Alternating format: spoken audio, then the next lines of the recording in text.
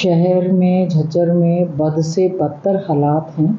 अभी आते आते समय में जो बस स्टैंड की बदतर हालात हैं वो देखकर आई। कुछ कॉलोनियों में पानी भरा हुआ है और पंप सेट कहीं लगे हैं कहीं नहीं लगे हैं। इस बार बारिशें भी कुछ ज़्यादा ही आई हैं। सुबह जो है स्टेडियम को लेकर जहां विधानसभा में हमने मांग उठाई, हमने ठोस कचरा प्रबंधन को लेकर मांग उठाई, किसी की सेहत पर कोई फ़र्क नहीं पड़ रहा। अभी मैं आते आते शहीदी पार्क क्रॉस कर रही थी तो मैंने अधिकारियों को फ़ोन भी किया। पेड़ पड़े हैं, कोई काम नहीं हो रहा है। 2 करोड़ से ज़्यादा जो है राव मंगलीराम पार्क का पैसा आ गया और ये तो भ्रष्टाचार का अड्डा बन चुका है। हम लोग कोशिश करते हैं, पैसा मंगवाते हैं, लेकिन रिज़ल्ट जो है ज़्यादा अच्छे नहीं आ रहे। हमारा शहर में जो है बहुत ज़्यादा दिक्कतें हैं। इस समय बरसात ज़्यादा हुई है, नाले ओवरफ्लो हुए हैं, गंदगी के ढेर लगे हुए हैं। बात ऑथराइज़ या अनऑथराइज़ कॉलोनी की नहीं है, जीने का अधिकार सबको है। जब आपने अनऑथराइज़ कॉलोनी, जैसे अभी राधा स्वामी कॉलोनी की बात हो रही है, पहली बात आपने उसको ऑथराइज़ कर दिया और अब उसके बाद तोड़ने के जो आदेश दिए जा रहे हैं, ये बहुत बड़ा चिंता का विषय है।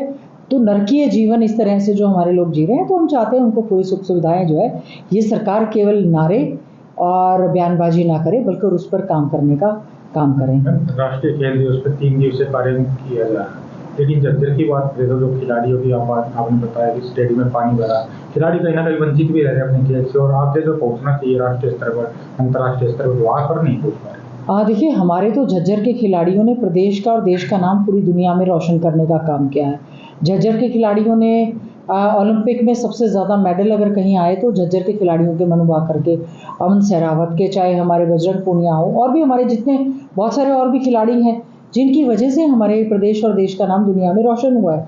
सुविधाओं के नाम पर आओ तो बिल्कुल सरकार ने जो है कुछ भी नहीं। पिछली बार भी मेरा प्रश्न लगा था, इस बार भी मैंने कहा कि स्वामी दयानंद सरस्वती जी के नाम से आपने नाम तो बदल दिया बाग जारा का, किया तो कुछ भी नहीं। पानी के ढेर, आज मेरे पास BSO भी मिलने आए थे और कोई आज साइकिल यात्रा को लेकर, तो हमने उनको कहा बद से बदतर हालात होते जा रहे हैं। लोग आते हैं वहाँ पर स्वास्थ्य लाभ के लिए और बीमार होकर जाते हैं। वहाँ पर एक एक फ़ोटो वीडियो है। हमने कहा है, मैंने जो कंसर्न खेल मंत्री हैं मैं उनसे भी बात इस विषय में करूंगी कि बिल्कुल अधिकारियों को आप सख्त दिशा निर्देश दें कि अगर कोई पैसा, उन्होंने मुझे कहा है कि कोई पैसा सैंक्शन नहीं हुआ, जबकि मंत्री जी ने खड़े होकर विधानसभा में ये कहा कि ये जो पैसा सैंक्शन हो गया है। जिस तरह से मंत्री जी ने खड़े होकर कह दिया कि माता नेल से लेकर और सालावास का रोड काम शुरू हो चुका है, और मैंने उसी समय तुरंत प्रभाव से वीडियोस मंगवा के कहा कि गलत स्टेटमेंट अफसर जो हैं मंत्रियों से दिलवाने का काम करते हैं। अभी मैं बहादुरगढ़ रोड से आई हूँ, झज्जर बहादुरगढ़ रोड, हमें तो एक जगह रोड़ा नहीं लगते हुए नजर आया।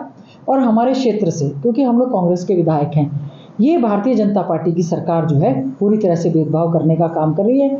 यहाँ पर जो मैं उम्मीद करूँगी, नगर पालिका जो है भ्रष्टाचार का अड्डा बन चुकी है। हमने पार्कों का, सड़कों का, इनका पैसा मंजूर करवाया है, ठोस कचरा प्रबंधन का हमने करवाया है।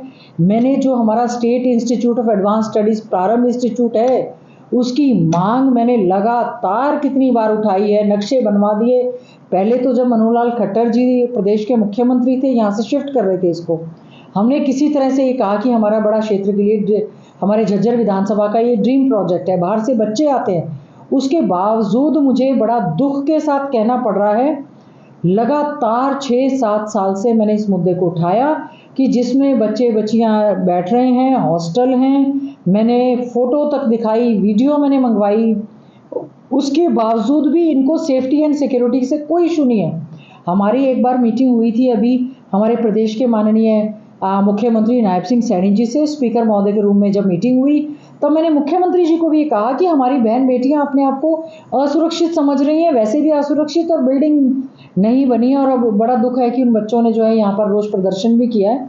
दोबारा फिर से मांग उठाएंगे और उनकी मांग को पूरा करने के लिए जहाँ हम प्रयासरत हैं। पैसा हमने मंजूर करवाया है।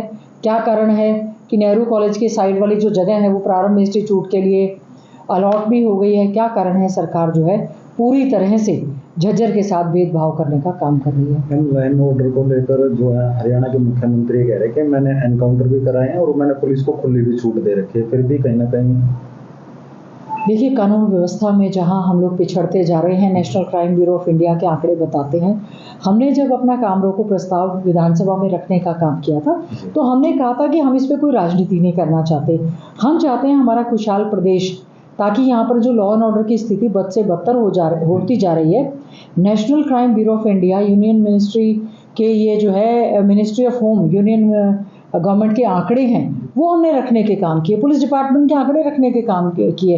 ये कोई कंपटीशन नहीं है कि किसके राज्य में कितना काम हुआ, लॉ एंड ऑर्डर खराब था और हमारे समय में कितना है। हमने कहा कि प्रदेश में अगर एक भी अपराध होता है तो प्रदेश के मुख्यमंत्री जो सम्मानित हमारे माननीय होम मिनिस्टर भी हैं, उनका फर्ज बनता है कि लॉ एंड ऑर्डर की स्थिति को बद से बदतर होती जा रही है जो उसको कंट्रोल करें। व्यापारी सुरक्षित नहीं है, बहन बेटियां सुरक्षित नहीं है, धमकियां मिल रही हैं, फिरौतियां मिल रही हैं, एक प्रिंसिपल को मार दिया, 2 बहनों को गोलियां मार दी, हर एक के ऊपर अटैक हो रहा है, तो हर एक व्यक्ति डरा हुआ है। तो हम चाहते थे कि इस पे मुख्यमंत्री जी एक ठोस तरीके से वो क्या कार्रवाई एक गृह मंत्री होने के नाते कर रहे हैं, क्या वाकई में ही पुलिस प्रशासन को वो फ्री हैंड दें और हमारे चाहे वो कांस्टेबल्स हों चाहे सीनियर अधिकारी हमारे हों उनको फ्री हैंड दें कि ताकि वो एक प्रदेश हरियाणा प्रदेश को जो है सुरक्षित प्रदेश बनाने का वो काम करें। लेकिन उन्होंने सारा का सारा समय, अब तो शब्द वो डिलीट कर दिया गया, हमें शैतान कहने में निकाल दिया। हम तो प्रदेश की सुरक्षा पर आवाज़ उठा रहे थे जो कि हमारा फर्ज और धर्म बनता है। विपक्ष के नाते, पहला सिग्नेटरी होने के नाते मैंने ये एडजर्नमेंट मोशन मूव किया था और हमने मजबूती के साथ चौधरी भूपेंद्र सिंह हुड्डा जी के नेतृत्व में कांग्रेस पार्टी ने बिगड़ती हुई कानून व्यवस्था पर जो है पूरी तरह से अपनी आवाज़ को बुलंद करने का काम किया। देश के प्रधानमंत्री की माता को गाली देने की बात की जा रही है कि राहुल गांधी ने इस तरह की टिप्पणी की है। कहीं ना कहीं आपको क्या लगता है मैम, जो भाजपा के मंत्री नेता हैं, कार्यकर्ता हैं, वो आज राहुल गांधी का भी पुतला फूंक रहे हैं? देखिए, किसी की भी माँ बेटी को, बहन को गाली देना जो है अभद्र मानती हूँ, मैं इसकी कड़े शब्दों में निंदा करती हूँ। जहाँ तक मैं आदरणीय राहुल गांधी जी को जानती हूँ, जो हमारे नेता हैं, लीडर ऑफ अपोजिशन है, पूर्व प्रधानमंत्री राजीव गांधी जी जिन्होंने शहादत दी, उनके बेटे हैं पूर्व प्रधानमंत्री इंदिरा गांधी जी जिनकी दादी ने शहादत दी, उनके वो पोते हैं। ऐसी घटिया हरकत और सोच आदरणीय राहुल गांधी जी या उनके मन से कभी भी नहीं हो सकती है। ये कहीं ना कहीं भारतीय जनता पार्टी की सोची समझी साजिश है जिसके तहत इस तरह के आरोप प्रत्यारोप लगाने का काम करते हैं। मैं तो देश के प्रधानमंत्री जी हैं, हम उनकी इज्जत करते हैं, उनकी माता जी की भी इज्जत करते हैं।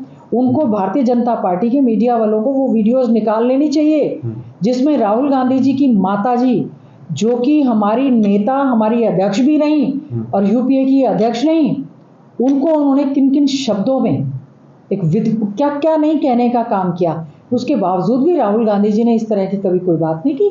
हमारी बहन बेटियों की सुरक्षा करना, उनका मान सम्मान रखना हमारी संस्कृति में शामिल है और हमारे नेता राहुल गांधी जी तो कभी भी सपने में भी न किसी को प्रमोट कर सकते हैं जो इस तरह की हरकतें करता है, और वो स्वयं तो देने का सवाल ही पैदा नहीं होता।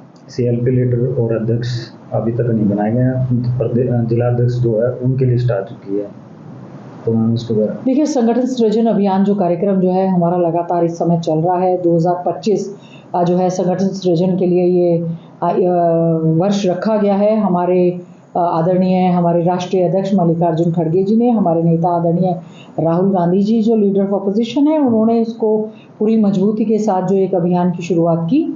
11 साल बाद आखिर हमें जो है जिला अध्यक्ष मिले हैं। उम्मीद करते हैं कांग्रेस पार्टी को मजबूत करने का जो है वो अच्छे ढंग से काम करेंगे और आने वाले समय में उम्मीद करते हैं जो बाकी संगठन के गठन की प्रक्रिया है वो भी अच्छे ढंग से चले, ताकि कांग्रेस पार्टी मजबूती के साथ हरियाणा प्रदेश की जनता को, आवाज़ को मजबूती से विधानसभा के अंदर और बाहर उठाने का काम कर सके। एक आखिरी सवाल है, वोट चोरी को लेकर राहुल गांधी यात्रा निकाल रहे हैं बिहार में, तो क्या लग रहा है कि हरियाणा में भी इस तरह की हरकतें हुई?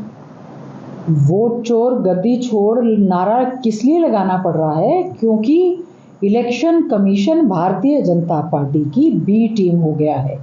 इलेक्शन कमीशन को सभी विपक्षी दलों ने, इंडिया गठबंधन के लोगों ने बहुत बार रिप्रेजेंटेशन देने का काम किया।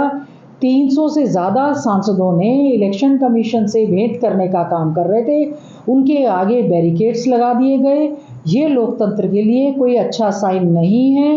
एक इलेक्शन कमीशन जो है वो संवैधानिक संस्था है, ऑटोनोमस बॉडी है, उनका काम है फ्री फेयर इलेक्शन करवाना, शांति प्रिय ढंग से सभी के लिए समान भाव से इलेक्शन करवाना। तो क्या कारण है कि जब हमारे नेता आदरणीय राहुल गांधी जी जब वोट चोर के बारे में जब इस तरह की कोई बात करते हैं, तो भारतीय जनता पार्टी के लोग क्यों, भारतीय जनता पार्टी उनकी वकील बनकर ये स्टेटमेंट देने का काम करती है। बिल्कुल ये सही बात है कि हरियाणा के चुनाव में भी वोट चोरी हुई है।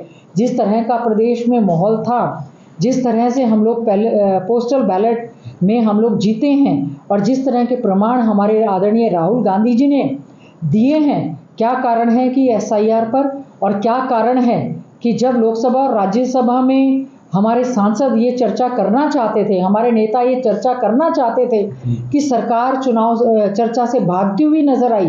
क्या कारण है कि ऐसे ऐसे वरिष्ठ नेता जिन्होंने उसमें मार्च में भाग लिया उनको बैरिकेड्स तक कूदने पड़े? क्या कारण है कि इलेक्शन कमीशन को बचाने के लिए सारी की सारी भारतीय जनता पार्टी ने ताकत लगा रखी है? और क्या कारण है हमारे देश के सम्मानित माननीय प्रधानमंत्री जी, जब उनके नाम पर ही नारे लग रहे हैं, वो आके अपनी स्टेटमेंट क्यों नहीं देते हैं? क्या कारण है कि इसलिए हम चाहते हैं कि भारतीय जनता पार्टी की B टीम बना इलेक्शन कमीशन अपनी जिम्मेवारियों को संवैधानिक तौर पर जो उनको अधिकार दिए गए हैं उन पर अपनी जिम्मेवारी को सही ढंग से निभाए। नहीं तो जो आने वाले समय में जो ये यात्रा बिहार में शुरू हुई है, इसका असर आपको आने वाले सभी चुनाव में और पूरे देश में मिलेगा, क्योंकि आदरणीय राहुल गांधी जी ने पूरे तथ्यों के साथ कर्नाटक की बेंगलोर सीट का जो हवाला दिया है, उसके आंकड़े और जो महाराष्ट्र के चुनाव में हुए हैं, हरियाणा में हुए हैं, इन तथ्यों को उन्होंने दिया है। और इलेक्शन कमीशन उनकी किसी भी क्वेरी का जो है वो जवाब देने का काम नहीं करते। इलेक्शन कमीशन की कार्यप्रणाली पर बहुत बड़ा एक जो है प्रश्न चिन्ह लगा है। देश के प्रधानमंत्री की माता को गाली देने की बात की जा रही है कि राहुल गांधी ने इस तरह की टिप्पणी की है। कहीं ना कहीं आपको क्या लगता है, जो भाजपा के मंत्री नेता हैं, कार्यकर्ता हैं, वो आज राहुल गांधी का भी पुतला फूंक रहे हैं? देखिए, किसी की भी माँ बेटी को, बहन को गाली देना जो है अभद्र मानती हूँ, मैं इसकी कड़े शब्दों में निंदा करती हूँ। जहाँ तक मैं आदरणीय राहुल गांधी जी को जानती हूँ, जो हमारे नेता हैं, लीडर ऑफ अपोजिशन है, पूर्व प्रधानमंत्री राजीव गांधी जी जिन्होंने शहादत दी, उनके बेटे हैं पूर्व प्रधानमंत्री इंदिरा गांधी जी जिनकी दादी ने शहादत दी, उनके वो पोते हैं। ऐसी घटिया हरकत और सोच आदरणीय राहुल गांधी जी या उनके मन से कभी भी नहीं हो सकती है। ये कहीं ना कहीं भारतीय जनता पार्टी की सोची समझी साजिश है, जिसके तहत इस तरह के आरोप प्रत्यारोप लगाने का काम करते हैं। मैं तो देश के प्रधानमंत्री जी हैं, हम उनकी इज्जत करते हैं, उनकी माता जी की भी इज्जत करते हैं। उनको भारतीय जनता पार्टी के मीडिया वालों को वो वीडियोस निकाल लेनी चाहिए जिसमें राहुल गांधी जी की माता जी, जो कि हमारी नेता, हमारी अध्यक्ष भी रही और UPA की अध्यक्ष नहीं, उनको उन्होंने किन किन शब्दों में एक क्या क्या नहीं कहने का काम किया। उसके बावजूद भी राहुल गांधी जी ने इस तरह की कभी कोई बात नहीं की। हमारी बहन बेटियों की सुरक्षा करना, उनका मान सम्मान रखना हमारी संस्कृति में शामिल है। और हमारे नेता राहुल गांधी जी तो कभी भी सपने में भी न किसी को प्रमोट कर सकते हैं जो इस तरह की हरकतें करता है, और वो स्वयं तो देने का सवाल ही पैदा नहीं होता।